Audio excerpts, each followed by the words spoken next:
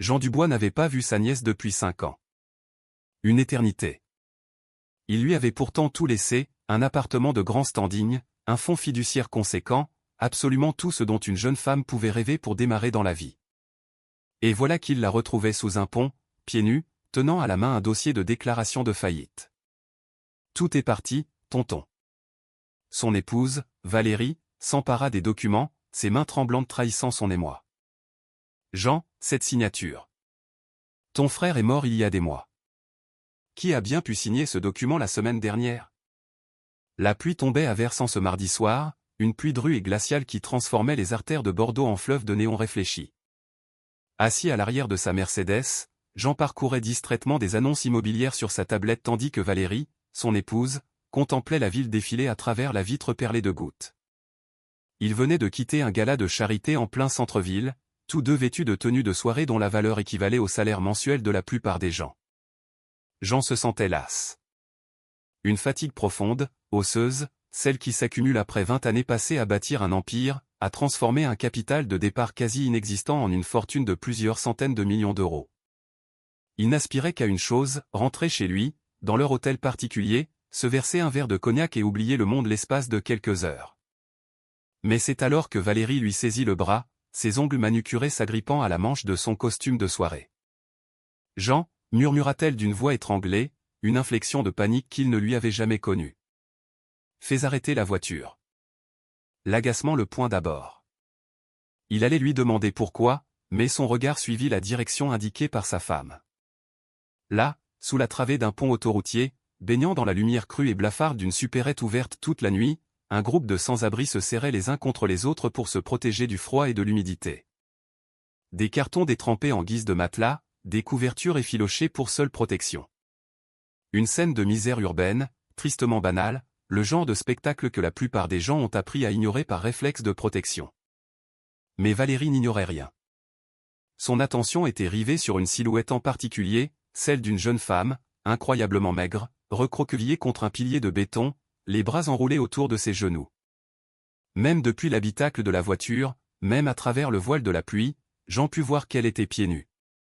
Ses vêtements n'étaient plus que des locks informes et la manière dont elle se tenait, la courbe de ses épaules, l'angle de sa tête inclinée, lui serra le cœur d'une angoisse soudaine et inexplicable. « Rangez-vous sur le côté » lança-t-il au chauffeur, sa voix soudainement tranchante. La Mercedes glissa jusqu'au trottoir et Jean était déjà dehors avant que Valérie ait pu prononcer un mot de plus. La pluie s'abattit sur lui, trempant instantanément son costume de soirée, l'eau froide coulant dans son cou, mais il n'y prêta aucune attention.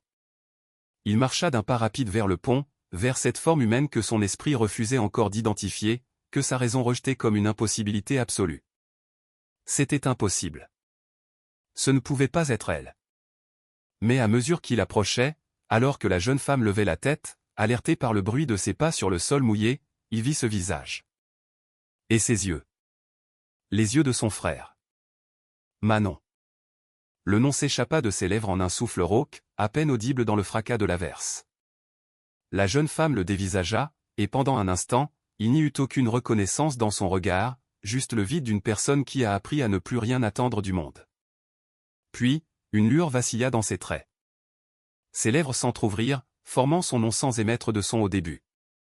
Tonton Jean. Sa voix était un murmure éraillé, si faible qu'on aurait dit qu'elle n'avait pas servi depuis une éternité. Jean sentit ses genoux flageoler. C'était bien elle. Sa nièce. La fille de son frère. La jeune femme à qui il avait légué un appartement de grand standing dans le Triangle d'Or et un fonds fiduciaire de 8 millions d'euros. Cette jeune femme qui aurait dû vivre dans le luxe, finir ses études à l'université, se construire une vie. Au lieu de cela, elle était là, sous un pont, vêtue de haillons, pieds nus sous la pluie glaciale de décembre. Valérie l'avait rejoint, bravant elle aussi les éléments. En voyant le visage de Manon, elle eut un hoquet de stupeur, un son étranglé, presque un sanglot. Oh mon Dieu, Manon.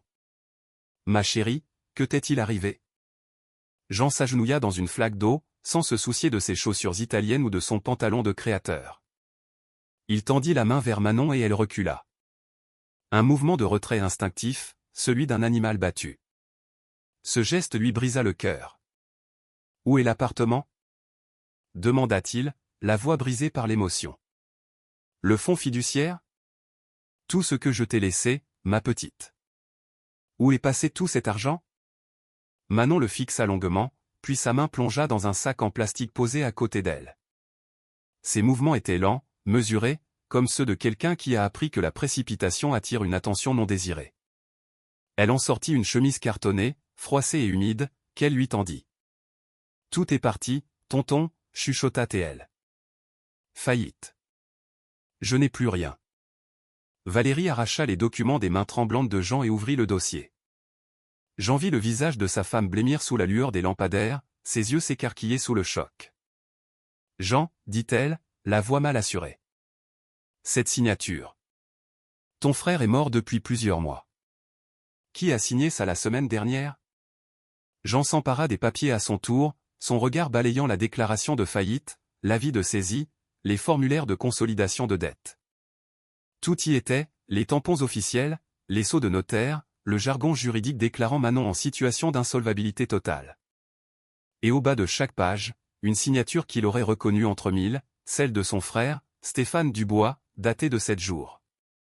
Stéphane, décédé depuis 5 mois, enterré au cimetière de la Chartreuse à Bordeaux en présence de la moitié du gotha des affaires de la ville. Le monde de Jean bascula. Monte dans la voiture, dit-il d'une voix dure, retrouvant soudain son sang-froid. Manon, monte tout de suite. Pendant un instant, elle ne bougea pas. Elle resta assise sous la pluie, le regardant comme si elle ne pouvait croire à sa présence. Comme si elle pensait qu'au moindre clignement d'yeux, il disparaîtrait, la laissant de nouveau seule sous ce pont. Viens, répéta Jean, plus doucement cette fois. S'il te plaît, ma chérie, laisse-moi t'aider. Valérie était déjà passée à l'action, enroulant son propre manteau de fourrure autour des épaules grelottantes de Manon, l'aidant à se relever. La jeune femme tenait à peine debout. Ses jambes étaient faibles, chancelantes, et lorsque la main de Valérie se posa sur son dos, Manon grimaça de douleur. Ils atteignirent la Mercedes où le chauffeur leur ouvrit la portière sans un mot, le visage impénétrable mais les yeux trahissant sa stupeur. À l'intérieur, la chaleur du chauffage et le silence feutré les enveloppèrent, coupant le bruit de la pluie. Manon se mit à trembler, non pas de froid, bien qu'elle fût frigorifiée, mais de choc. Le choc écrasant de se retrouver au chaud et en sécurité pour la première fois depuis une période qu'elle ne pouvait plus mesurer. Assis en face d'elle, Jean observait son visage émacié et sentait une fureur sourde et glaciale monter en lui. Quelqu'un avait fait ça. Quelqu'un avait dépouillé cette jeune femme de tout ce qu'elle possédait et l'avait laissée pour morte dans la rue. Et qui que ce soit, cette personne avait contrefait la signature de son frère décédé pour y parvenir. Pour comprendre ce qui s'était passé, il fallait remonter 5 ans en arrière, à l'époque où Stéphane était encore en vie et où Jean était au sommet de son art. Les frères Dubois avaient bâti leur empire ensemble, partant d'une simple maison double à Libourne pour la transformer en un portefeuille immobilier commercial de plus de 200 millions d'euros. Stéphane s'occupait de la paperasse, des aspects juridiques, des montages financiers. Jean était l'homme des transactions, des acquisitions, des négociations face à face qui transformaient des terrains vagues en centres commerciaux florissants. Ils formaient une équipe parfaite. Frères par le sang et en affaires, inséparables depuis l'enfance. Stéphane s'était marié jeune, avait eu une fille, Manon, et lorsque sa femme était décédée d'une longue maladie, il avait élevé seul 7 petites filles. Jean se souvenait de Manon enfant, intelligente, curieuse, posant sans cesse des questions. Elle les suivait sur les chantiers avec un petit casque rose, prenant des notes dans un carnet comme si elle documentait l'ensemble du processus. Stéphane l'adorait, il vivait pour elle. Chaque contrat qu'il signait, chaque propriété qu'il acquérait, c'était pour construire un héritage pour sa fille. Quand Manon eut 16 ans, la santé de Stéphane commença à décliner. D'abord une simple fatigue, puis une perte de poids, et enfin le diagnostic, un cancer en phase terminale, inopérable. Les médecins lui donnaient 6 mois. Il en a tenu 8, se battant jusqu'au bout, déterminé à voir Manon obtenir son baccalauréat. Jean passa chaque jour au chevet de son frère, regardant l'homme le plus fort qu'il ait jamais connu s'étioler jusqu'à n'être plus que l'ombre de lui-même. 3 semaines avant sa mort, Stéphane demanda à voir Jean seul dans sa chambre d'hôpital. Le bip régulier des moniteurs rythmait le temps qui s'égrenait. Stéphane pouvait à peine parler plus fort qu'un murmure, mais sa poigne sur le bras de Jean était d'une force surprenante. « Promets-le-moi » avait dit Stéphane, le regard brûlant d'intensité. « Promets-moi que tu veilleras sur elle. » promets-moi que Manon ne manquera jamais de rien. Jean avait promis, les larmes aux yeux, jurant sur tout ce qu'il avait de plus sacré que sa nièce serait protégée, pourvu qu'elle aurait toutes les chances que Stéphane avait rêvées pour elle. Le lendemain, Jean appela son avocat, Pierre Garnier, qui gérait les affaires juridiques de la famille Dubois depuis 15 ans. Ensemble, ils mirent en place un fonds fiduciaire en béton, 8 millions d'euros sur un compte protégé, destiné à verser une allocation mensuelle à Manon et à couvrir toutes ses dépenses jusqu'à ses 30 ans. À cet âge, elle aurait le plein contrôle du capital. De plus, Jean acheta un appartement de grand standing dans le quartier du Triangle d'Or à Bordeaux, d'une valeur de 4 millions d'euros, et le mit directement au nom de Manon. Cette propriété était la sienne, libre de toute hypothèque, de toute dette. Entre le fonds et l'appartement, Manon était à l'abri pour le restant de ses jours. Elle pouvait fréquenter n'importe quelle université, voyager, lancer une entreprise. Quoi qu'elle rêve, les ressources étaient là. Stéphane mourut 2 jours après la finalisation du fonds, paisiblement dans son sommeil, Manon tenant sa main. Elle avait alors 18 ans, légalement majeure, et soudainement seule au monde. Aux funérailles, Jean et Valérie prirent Manon à part et lui firent une offre. « Viens vivre avec nous », lui dit Valérie, sa voix douce mais ferme. « Nous avons tant de place. Tu ne devrais pas être seule en ce moment. » Mais Manon refusa. Poliment, avec gratitude, mais fermement. Elle voulait son indépendance. Honorer la mémoire de son père en se tenant sur ses propres jambes. Elle avait l'appartement, le fonds, tout ce dont elle avait besoin. Elle s'en sortirait. Jean comprit. À 18 ans, lui aussi avait eu soif d'indépendance. Il la laissa donc partir, lui faisant promettre d'appeler au moindre besoin, et la regarda s'éloigner pour commencer sa nouvelle vie. 6 mois plus tard, l'opportunité d'une vie se présenta à Jean, un projet de développement immobilier majeur à Dubaï. Un contrat de 3 ans pour construire un complexe à usage mixte d'un demi-milliard de dollars. Le genre de projet qui pouvait doubler sa fortune nette, cimenter son héritage comme l'un des plus grands promoteurs de sa génération. Valérie voulait qu'il accepte. Pierre Garnier l'assura que la structure juridique pour Manon était infaillible et Manon elle-même, quand il l'appela pour lui annoncer la nouvelle, l'encouragea. « Vas-y, tonton Jean, dit-elle d'une voix enjouée au téléphone. Papa aurait voulu que tu acceptes ce projet. Je m'en sortirai très bien. Je te le promets. » Alors il partit, s'installant à Dubaï avec Valérie, se plongeant corps et âme dans le projet et gardant le contact avec Manon par appel vidéo et messages. La première année se passa bien. Manon semblait heureuse. Elle lui fit visiter son appartement de grand standing via FaceTime. Lui parla de ses cours à l'université de Bordeaux où elle étudiait le commerce. Elle avait l'air en bonne santé, sa voix était assurée. Jean était fier d'elle. La deuxième année, les choses commencèrent à changer. Les appels de Manon se firent plus rares. Quand ils se parlaient, elle semblait distraite, plus silencieuse que d'habitude. Jean mit cela sur le compte de ses études, de ses nouveaux amis, de sa vie qui se construisait. Les jeunes n'ont pas besoin de faire un rapport à leur oncle chaque semaine. Il était naturel qu'elle prenne ses distances. La troisième année, les appels cessèrent presque complètement. Les réponses de Manon à ses messages se résumaient à 1 ou 2 mots. « Ça va, occupé, on se parle plus tard. » Une petite inquiétude commença à poindre chez Jean, mais Valérie lui rappela que c'était normal en grandissant. Les enfants s'éloignent. Cela ne signifiait pas que quelque chose n'allait pas. La 4e année, Jean était absorbé par les dernières phases du projet de Dubaï, travaillant 18 heures par jour, gérant des centaines d'ouvriers et de sous-traitants. Quand Manon cessa complètement de répondre, il se dit qu'il s'occuperait de ça à son retour. Elle avait 22 ans maintenant, une adulte. Elle vivait probablement sa vie. Peut-être sortait-elle avec quelqu'un. Peut-être voyageait-elle. Peut-être avait-elle simplement besoin d'espace. Il verrait à son retour à Bordeaux. Le projet de Dubaï s'est achevé il y a 2 mois. Jean et Valérie sont rentrés en héros. Le complexe avait été livré en avance et en dessous du budget. L'une des premières choses que fit Jean fut d'essayer d'appeler Manon. Le numéro n'était plus attribué. Il se rendit à l'appartement du Triangle d'Or, impatient de lui faire la surprise, de l'emmener dîner pour une bonne conversation. Mais à son arrivée, c'est un jeune couple qui lui ouvrit la porte. Ils avaient acheté l'appartement 1 an plus tôt, au prix du marché. Ils n'avaient aucune idée de qui était Manon. Jean était perplexe, mais pas encore alarmé. Peut-être l'avait-elle vendu. Peut-être voulait-elle autre chose.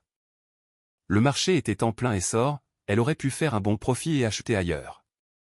Il demanda à Pierre Garnier de la retrouver, de savoir où elle avait déménagé. Mais Pierre avait pris sa retraite 6 mois plus tôt, s'installant en Bretagne, et le nouvel avocat qui gérait les comptes des Dubois n'avait aucune information récente sur Manon. Le fonds fiduciaire, disait-il, avait été dissous légalement, selon la procédure. Ils montrèrent les documents à Jean. Tout semblait en ordre. Jean passa les 2 derniers mois à chercher nonchalamment sa nièce, supposant qu'elle finirait par refaire surface. Peut-être avait-elle changé de numéro. Peut-être était-elle à l'étranger. Peut-être s'était-elle mariée et avait-elle changé de nom. Les jeunes font des choses imprévisibles. Il n'était pas inquiet. Un peu agacé qu'elle n'ait pas gardé le contact, mais pas inquiet. Jusqu'à ce soir. Jusqu'à ce qu'il la voie sous ce pont, brisée et pieds nus, tenant des papiers de faillite signés par un mort. Maintenant, assis dans la salle de bain principale de leur hôtel particulier pendant que Valérie aidait Manon à prendre un bain, Jean fixait ses documents comme s'il détenait les secrets de l'univers. Chaque page était notariée. Chaque signature semblait authentique. Le dossier de faillite montrait des dettes colossales, cartes de crédit, prêts personnels, entreprises commerciales qui avaient échoué. L'avis de saisie de l'appartement citait le non-paiement des impôts fonciers et des charges de copropriété. Tout semblait légal, officiel, réel, sauf pour ce détail impossible, la signature de Stéphane, datée de la semaine dernière. Stéphane, qui reposait sous terre depuis 5 mois. Quand Manon sortit enfin de la salle de bain, enveloppée dans un peignoir de Valérie, elle ressemblait un peu plus à un être humain. La crasse de la rue avait disparu, révélant à quel point elle était devenue maigre. Jean pouvait compter ses côtes à travers le tissu éponge. Valérie avait trouvé de vieilles cicatrices en l'aidant à se laver et des brûlures de cigarettes sur son dos, guéries depuis longtemps mais indubitablement là. Quelqu'un avait brutalement blessé cette jeune femme. Ils l'installèrent dans la cuisine, lui firent manger de la soupe très lentement pour qu'elle ne la vomisse pas, et attendirent. Jean avait appris la patience au fil des ans. La presser ne servirait à rien. Manon devait d'abord se sentir en sécurité. Croire que ce n'était pas un rêve et qu'elle n'allait pas se réveiller sous ce pont. Ce n'est que le lendemain matin. Jean et Valérie avaient installé Manon dans une des chambres d'amis, l'abordant comme une enfant, et l'avaient laissée dormir. À l'aube, Jean était dans son bureau, fixant toujours les papiers de faillite, quand il entendit un bruit. Manon était sur le seuil, vêtue des vêtements que Valérie lui avait laissés. Elle semblait petite, fragile, si différente de la jeune fille aux yeux vifs qui le suivait sur les chantiers. « Je peux te raconter ce qui s'est passé ?» demanda-t-elle, sa voix à peine plus qu'un souffle. Jean hocha la tête, n'osant pas faire confiance à sa propre voix, et Manon commença son récit. Tout avait commencé il y a 2 ans, dit-elle, environ 6 mois après le départ de Jean pour Dubaï. Manon allait bien. Ses études se passaient bien. L'appartement était magnifique. L'allocation mensuelle du fonds était plus que suffisante. Elle était heureuse, se remettant lentement de la mort de son père et construisant son avenir. Puis une femme s'est présentée à sa porte. Elle s'appelait Sandrine. Elle était grande, élégante, impeccablement vêtue. Elle avait une histoire toute prête, accompagnée de larmes qui semblaient si réelles. Sandrine prétendait être la petite amie de Stéphane, sa compagne secrète, la femme qu'il avait aimée pendant des années mais qu'il n'avait pas pu épouser à cause de Manon. Elle disait que Stéphane lui avait promis de prendre soin d'elle après sa mort. Lui avait promis une part de tout. Elle avait des preuves, des photos d'elle et de Stéphane ensemble, des lettres de sa main, des relevés bancaires montrant des virements que Stéphane avait faits sur son compte. Manon, encore en deuil, voulant croire le meilleur de son père, écouta. Sandrine joua son rôle à la perfection. Au début, elle ne demanda rien, se contentant de partager des histoires sur Stéphane, de pleurer sa perte, de créer un lien avec Manon à travers leur chagrin commun. Elle devint une amie, une confidente, quelqu'un qui comprenait ce que c'était que de perdre Stéphane Dubois. Au fil des semaines, Sandrine introduisit lentement l'idée que Stéphane avait fait des promesses juridiquement contraignantes, qu'il voulait que Sandrine soit pourvue tout comme Manon, qu'il était injuste que Manon ait tout alors que Stéphane les aimait toutes les deux. Manon, jeune, confiante et désireuse d'honorer les dernières volontés de son père, la crut. Quand Sandrine lui montra des documents juridiques, des papiers prétendant que Stéphane avait promis la moitié du fonds fiduciaire à Sandrine dans un codicille à son testament, Manon ne se posa pas de questions. Sandrine fit venir un notaire, donnant à l'ensemble un air officiel et légitime. Elle expliqua qu'il s'agissait simplement de formalités, de documents permettant à Sandrine d'accéder à sa juste part tout en laissant celle de Manon intacte. Manon signa. Elle signa tout ce que Sandrine lui présenta, convaincue de faire ce que son père aurait voulu. En 2 semaines, le compte en banque de Manon était vide. Le fonds fiduciaire avait été transféré sur des comptes à l'étranger. Introuvable, inaccessible. Sandrine cessa de répondre à ses appels. Quand Manon tenta de contacter Pierre Garnier, elle apprit qu'il avait pris sa retraite. Le nouvel avocat du cabinet ne connaissait pas son dossier, n'avait pas les documents originaux du fonds et lui dit que cela prendrait des semaines pour tout démêler. Le temps que Manon réalise ce qui s'était passé, il était trop tard. L'argent avait disparu. Elle essaya de garder l'appartement, mais sans le fonds, elle n'avait aucun revenu. Elle ne pouvait pas payer les impôts fonciers, les charges, les factures ou la nourriture. Elle trouva un travail de serveuse, essayant de joindre les 2 bouts, mais c'était une goutte d'eau dans l'océan. Les avis de saisie s'accumulèrent. Elle essaya d'appeler Jean, mais il était à Dubaï, en réunion, injoignable. Elle laissa des messages qui restèrent sans réponse. Elle avait honte, se sentait stupide, comme si elle avait souillé la mémoire de son père par sa crédulité. La saisie fut exécutée. Manon fut expulsée de son appartement, sans nulle part où aller. Elle dormit sur des canapés d'amis pendant un temps, mais cela ne pouvait pas durer. Elle était trop fière pour expliquer ce qui s'était passé, trop gênée pour demander de l'aide. Finalement, elle s'est retrouvée à la rue. C'était il y a 8 mois. 8 mois à dormir sous des ponts, dans des foyers, dans des embrasures de portes. 8 mois à apprendre à survivre sans rien. Elle avait essayé de retrouver Sandrine, de la pister, mais la femme avait totalement disparu. L'adresse qu'elle avait donnée était fausse. Le numéro de téléphone déconnecté. Même le nom de Sandrine était probablement un faux. Le notaire qui avait tamponné les documents affirma ne pas se souvenir d'elle, disant qu'il traitait des centaines de papiers par semaine. La banque qui avait reçu le transfert du fonds était aux îles Caïmans et ne fournirait aucune information sans une ordonnance du tribunal. Manon était allée à la police, mais on lui avait dit que c'était une affaire civile, pas criminelle. Il ne pouvait rien faire. Elle avait essayé d'appeler Jean à nouveau, mais son numéro avait changé pour le projet de Dubaï, et elle n'avait pas le nouveau. Elle était seule, sans le sou, sans espoir. Les brûlures de cigarettes sur son dos venaient d'un foyer où une femme plus âgée avait décidé que Manon était trop jolie, trop jeune, qu'elle prenait la place de quelqu'un qui était à la rue depuis plus longtemps. La femme l'avait maintenue, écrasant des cigarettes allumées sur sa peau pendant que les autres regardaient sans rien faire. Après ça, Manon avait cessé d'aller dans les foyers. La rue était dangereuse, mais au moins à l'extérieur, elle pouvait s'enfuir. Jean écouta tout cela sans l'interrompre. Ses mains étaient serrées si fort que ses jointures étaient blanches.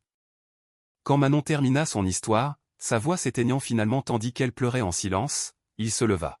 « Je vais régler ça, dit-il, sa voix dure comme l'acier. Je trouverai qui a fait ça, et je le lui ferai payer. » Valérie posa une main sur son bras, ses propres yeux brillant de la même fureur. « Nous allons régler ça ensemble, dit-elle. Manon n'est plus seule. Le premier appel de Jean fut pour son équipe juridique. Pas l'ancien cabinet de Pierre, mais un groupe d'avocats spécialisés dans la fraude et la criminalité financière. En quelques heures, ils étaient dans son bureau, examinant chaque document que Manon possédait. Ils remontèrent la piste de la société Écran qui avait pris possession de l'appartement. Elle était enregistrée au Luxembourg, un paradis notoire pour le secret des entreprises, avec des couches et des couches de protection juridique. Les administrateurs listés étaient des prête-noms, des marionnettes payées pour signer des papiers sans poser de questions. Les vrais propriétaires étaient cachés derrière tellement de paravents corporatifs qu'il faudrait des mois et des centaines de milliers d'euros en frais juridiques pour les percer. Le transfert du fonds fiduciaire était encore pire. Les comptes offshore aux îles Caïmans avaient été fermés immédiatement après avoir reçu l'argent. Les fonds avaient été déplacés à nouveau, probablement en Suisse ou à Singapour, des endroits avec des lois sur le secret bancaire encore plus strictes. Sans une preuve irréfutable de fraude pour convaincre un tribunal étranger de lever les scellés, l'argent était parti pour de bon. Pendant 3 jours, l'équipe de Jean se heurta à des impasses. Quiconque avait orchestré cela savait exactement ce qu'ils faisaient. Ils avaient effacé leurs traces avec une précision professionnelle, exploitant chaque faille juridique et chaque protection de la vie privée existante. Ce n'était pas l'œuvre d'un escroc de bas étage. C'était sophistiqué, planifié, exécuté par quelqu'un qui comprenait la finance, le droit, et comment faire disparaître de l'argent pour toujours. Jean était sur le point d'engager des détectives privés, prêts à dépenser des millions pour traquer la moindre piste, quand Valérie remarqua quelque chose. Elle avait passé en revue les papiers de faillite encore et encore, scrutant chaque détail, et elle avait repéré une anomalie. Le sceau du notaire sur certains des documents provenait d'un bureau à Toulouse. C'était un petit détail, facile à manquer, mais Valérie avait un œil pour les incohérences. Pourquoi quelqu'un à Bordeaux utiliserait-il un notaire de Toulouse? Elle le compara avec les documents que Manon avait conservés de ses rencontres avec Sandrine. Des papiers différents, des dates différentes, mais le même cabinet de notaire. Services notariaux mobiles de Toulouse. C'était un lien, un fil conducteur, la première vraie piste qu'ils avaient. Jean et Valérie étaient dans un avion pour Toulouse le lendemain matin. Le cabinet du notaire était exactement ce à quoi Jean s'attendait. Une petite boutique miteuse dans une galerie marchande, coincée entre un bureau de change et un magasin à 1 euro. Le genre d'entreprise qui vit sur le volume, tamponnant des centaines de documents par semaine sans trop poser de questions. Le propriétaire, un homme nerveux d'une cinquantaine d'années nommé Nicolas Lambert, devint livide quand Jean entra avec 2 de ses avocats. Au début, Nicolas affirma ne rien se souvenir. Il traitait trop de documents, voyait trop de visages. Comment pourrait-il se souvenir d'une transaction spécifique d'il y a 2 ans? Jean laissa ses avocats lui expliquer en termes très clairs que son sceau de notaire avait été utilisé pour authentifier des documents frauduleux. Que la fraude notariale fédérale était passible de 10 ans de prison. Que sa licence serait révoquée, ses biens saisis, sa réputation ruinée. Qu'à moins de coopérer pleinement, maintenant, il perdrait tout. Nicolas craqua en moins de 5 minutes. Oui, il se souvenait. Un homme était venu, lui avait donné 50 000 € en argent liquide pour tamponner des papiers. Nicolas n'avait posé aucune question, n'avait pas vérifié l'identité, n'avait rien fait de ce qu'un notaire est légalement tenu de faire. L'argent était trop beau. Il avait tamponné les papiers, pris l'argent et essayé d'oublier. Qui était cet homme? Nicolas n'avait pas de nom, mais il avait une description, grand, noir, la quarantaine, une cicatrice sur le sourcil gauche, bien habillé, professionnel, parlant comme quelqu'un d'éduqué, pas un voyou des rues. Et il avait un numéro de téléphone. Nicolas l'avait gardé, au cas où. Au cas où quoi? Il ne le dit pas, mais Jean soupçonna que le notaire véreux espérait faire chanter quelqu'un un jour. Nicolas sortit une vieille carte de visite, cornée par 2 ans passés dans un portefeuille. Pas de nom dessus, juste un numéro de téléphone avec un indicatif de Toulouse. Jean composa le numéro depuis le parking. Le téléphone sonna 4 fois avant que quelqu'un ne décroche. Allô? Une voix d'homme, prudente, sur ses gardes. Je cherche la personne qui a engagé un notaire à Toulouse il y a 2 ans, dit Jean, gardant sa voix neutre. J'ai une proposition d'affaires. Il y eut un long silence. Jean pouvait entendre du bruit en arrière-plan. Une télévision ou la circulation. C'est qui? Demanda la voix. Quelqu'un qui est prêt à payer pour une information, répondit Jean. 100 000 € pour un nom. En liquide. Sans poser de questions. Un autre silence. Puis, le Bib, un bistrot historique. Centre-ville de Toulouse. Dans 1 heure. L'appel fut coupé. Jean regarda Valérie, qui avait écouté sur le haut-parleur. Ça pourrait être un piège, dit-elle. C'est possible, admit Jean.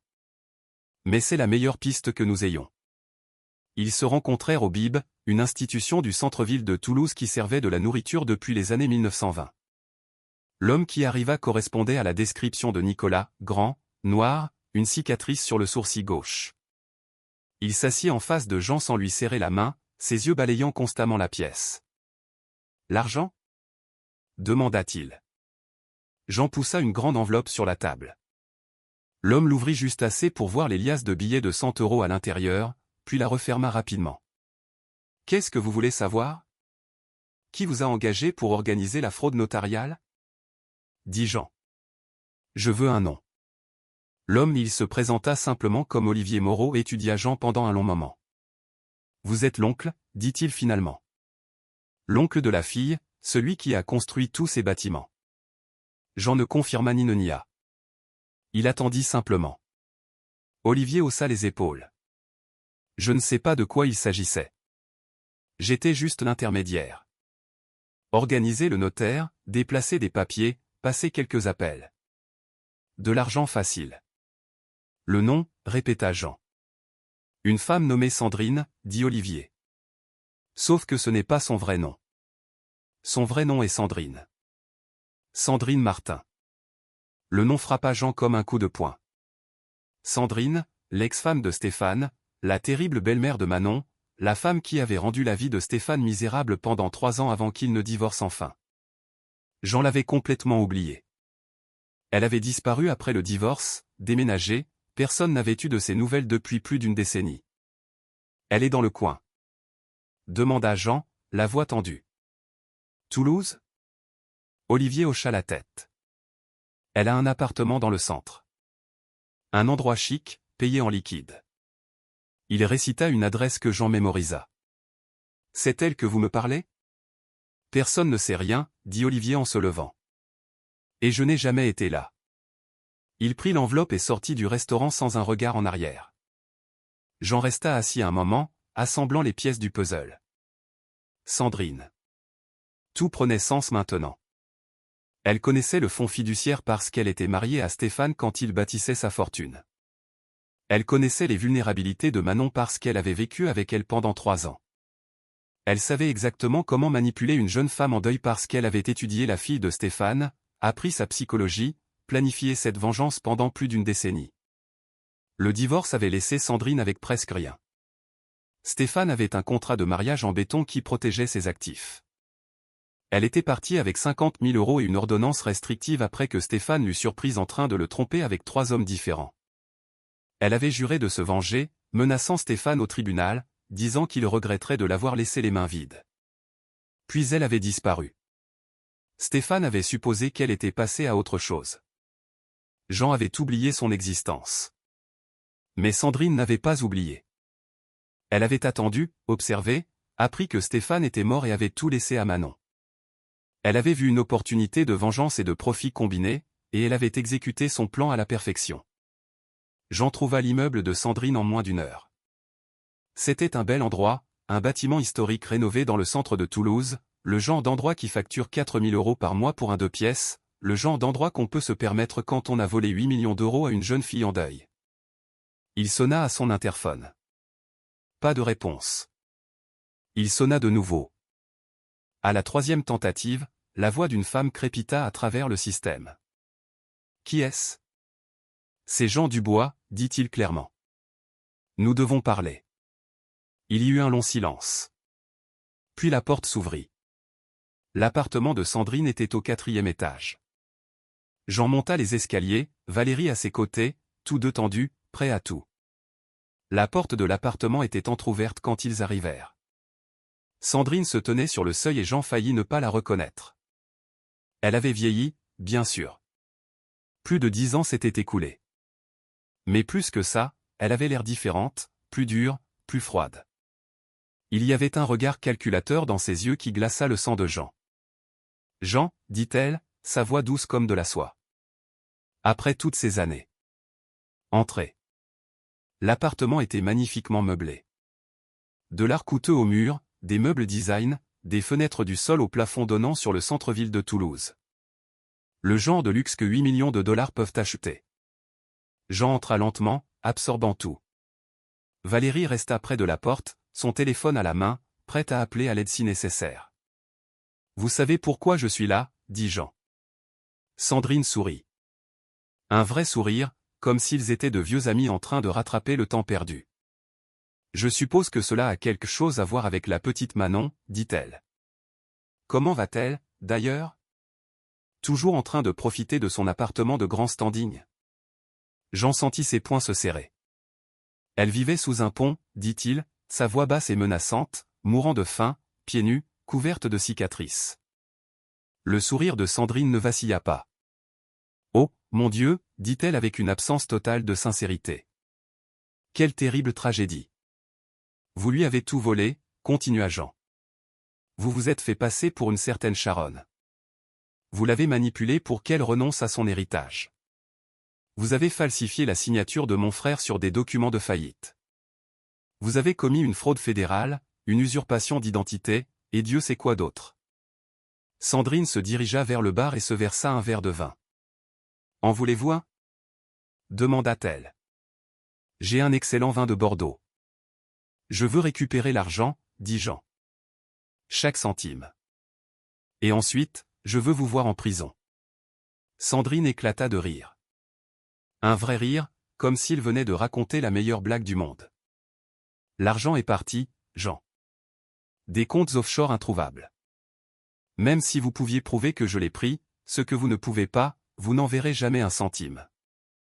Je peux le prouver, dit Jean. J'ai le notaire.